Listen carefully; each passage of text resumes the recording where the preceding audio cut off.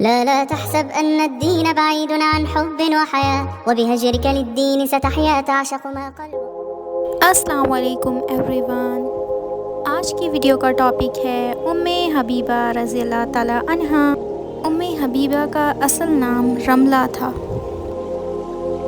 ابو سفیان ابن حرب اور صفیہ بن ابی العاص کی بیٹی ام حبیبہ۔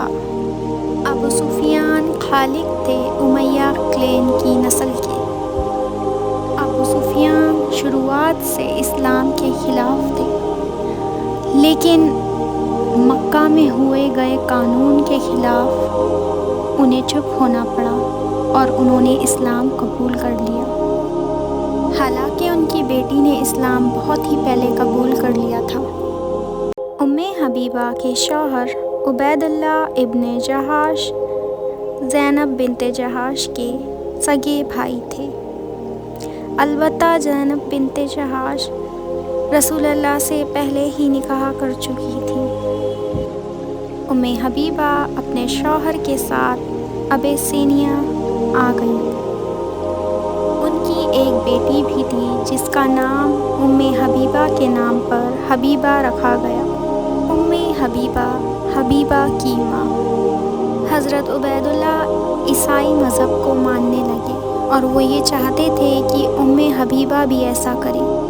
یہی وجہ بنی کہ ام حبیبہ رضی اللہ تعالیٰ عنہا کو حضرت عبید اللہ سے الگ ہونا پڑا۔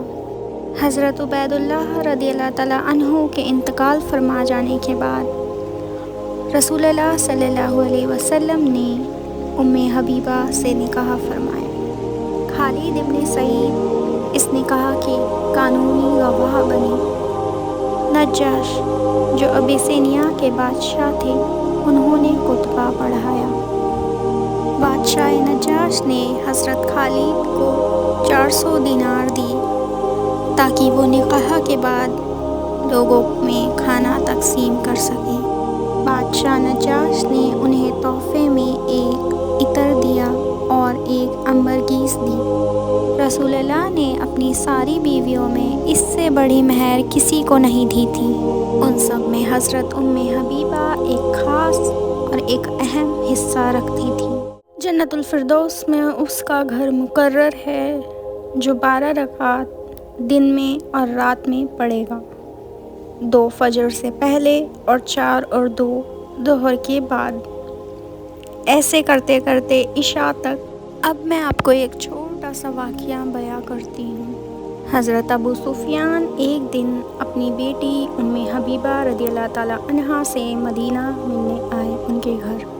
یہ واقعہ تب کا ہے جب ابو سفیان نے اسلام قبول نہیں کیا تھا۔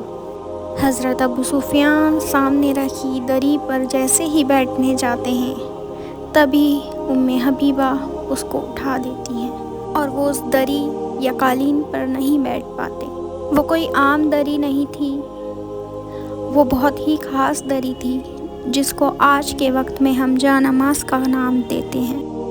ابو سفیان ام حبیبہ سے پوچھتے ہیں، میری پیاری بیٹی، میں یقیناً یہ سمجھتا ہوں کہ تم سوچتی ہو کہ یہ قالین میرے لیے بہت اچھی ہے، یا البتہ میں اس قالین کے لیے بہت ہی اچھا مقرر ہوں۔ ام حبیبہ نے جواب دیا، ابا حضور، یہ ایک پاک دری ہے اور آپ ایک ناپاک انسان ہیں۔ اس واقعہ کے بعد حضرت ابو سفیان کے دل میں ذرہ برابر ایمان جاگا اور انہوں نے اسلام قبول کر لیا۔ رملہ بنت ابو سفیان کا انتقال 45 عرب ہجری میں ہوا۔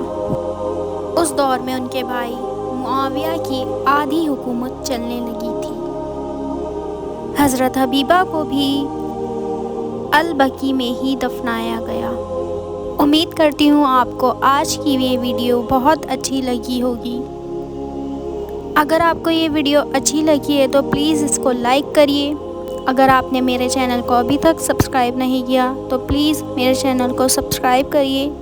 میں ملتی ہوں آپ سے جلدی ایک نئی ویڈیو کے ساتھ، تب تک کے لیے اللہ حافظ۔